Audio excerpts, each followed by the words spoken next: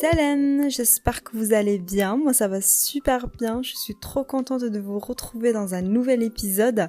La dernière fois, vous avez grave aimé le premier épisode, pardon. Et dans l'épisode, je me suis un peu présentée, je parlais de moi et de comment je me suis intéressée au développement personnel, etc. Et j'ai aussi abordé le fait d'arrêter de se positionner en victime et de porter ce masque de victime. Donc voilà.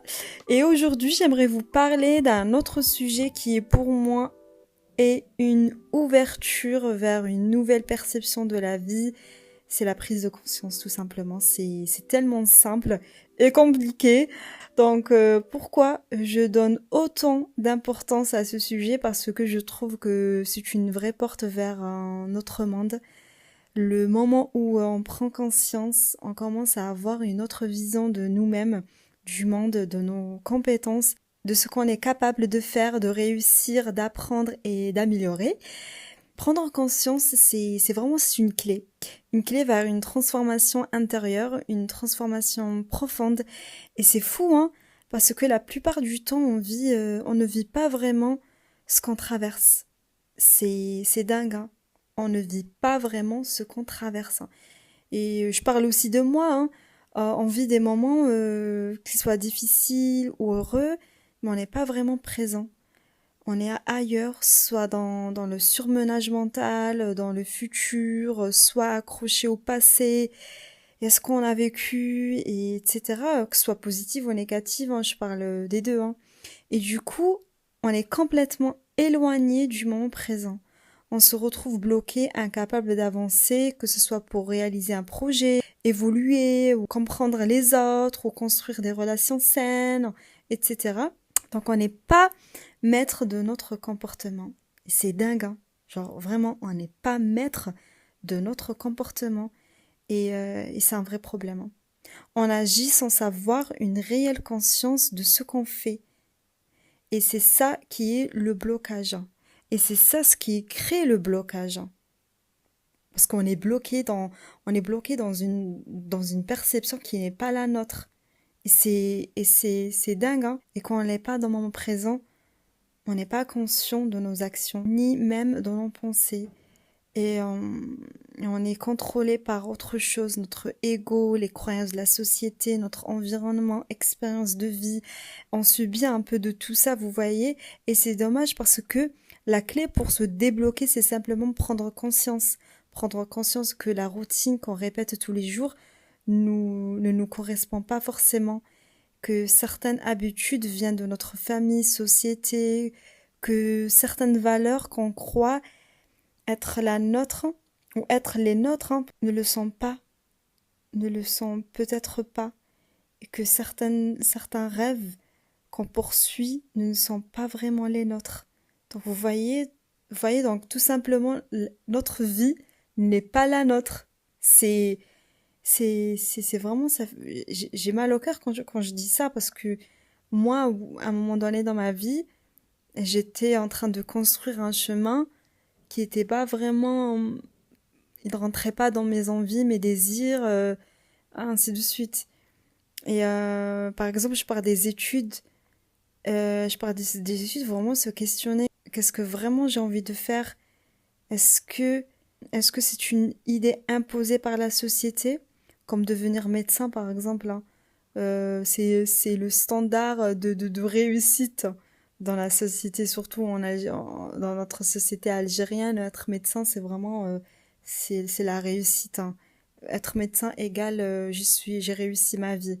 Alors qu'on peut faire autre chose et on peut avoir cette passion, avoir cet amour vers ce métier-là et on peut vraiment évoluer. Donc à partir du moment où on apprend en conscience de ce qu'on vit, de ce on n'aime pas, ça donne une autre perception de nous-mêmes. On découvre une nouvelle facette de nous. Et ça, c'est puissant, hein. C'est une vraie libération. Et vous allez demander, mais comment on fait pour arriver à ce niveau de conscience? Eh ben, en réalité, c'est plus simple qu'on ne le pense. Et ça commence par se détacher de ce qu'on n'est pas réellement, de toutes les pensées envahissantes Je parle du overthinking, hein. Donc, il faut comprendre une chose, le cerveau n'est pas fait pour penser en boucle. Il est fait pour résoudre des problèmes, mais aujourd'hui, nos pensées sont constamment alimentées par nos croyances, nos peurs et nos projections dans le futur. Donc, le message, c'est qu'on reste bloqué dans le passé, le futur et nos pensées, on vit dans une autre réalité. On anticipe des situations, on crée des scénarios, on vit des choses que ne sont pas encore arrivées et ça génère le stress, l'anxiété et au final on est perturbé. On est perturbé, on est out. Et forcément, ça impacte notre présent. Notre système nerveux passe en mode stress, en mode survie.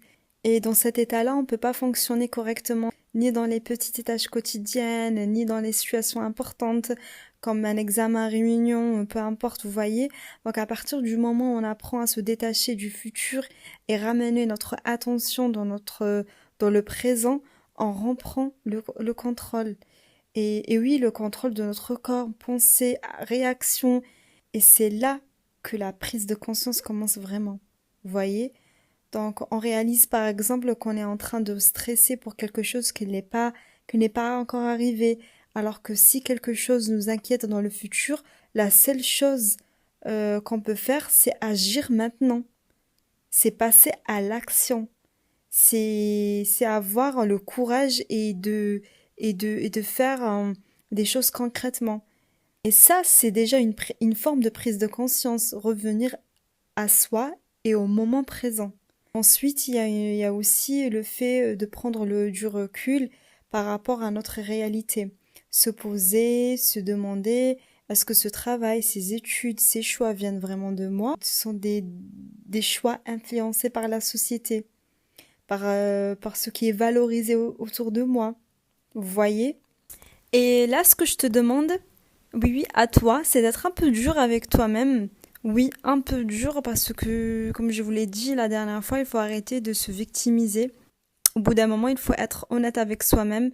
Ce n'est pas en victimisant, en pleurant que tu vas avancer dans la vie, hein. À un moment donné, il faut prendre des décisions et assumer. Et ça marche vraiment. Genre, ça marche vraiment. Donc à ce moment-là, il faut être un peu égoïste dans le bon sens du terme, hein, et se poser les bonnes questions. Est-ce que ce sont vraiment mes croyances, mes envies, mes désirs, mes rêves et on prenne le temps de réfléchir en étant logique, authentique, honnête et transparent avec toi-même. Et c'est là que tu vas trouver des réponses. C'est là que tu vas réussir à te détacher de ce que ne t'appartient pas vraiment. Et comme je vous l'ai dit, hein, tout commence par la prise de conscience de ce que vous vivez à l'intérieur comme à l'extérieur. Et ce travail-là va vous donner l'opportunité de développer du courage, de l'audace et l'envie de vous en sortir, l'envie d'avancer, de faire des choses qui vous ressemblent vraiment. Et vous allez avancer avec plus de sécurité, plus de confiance, parce que vos choix seront alignés avec vous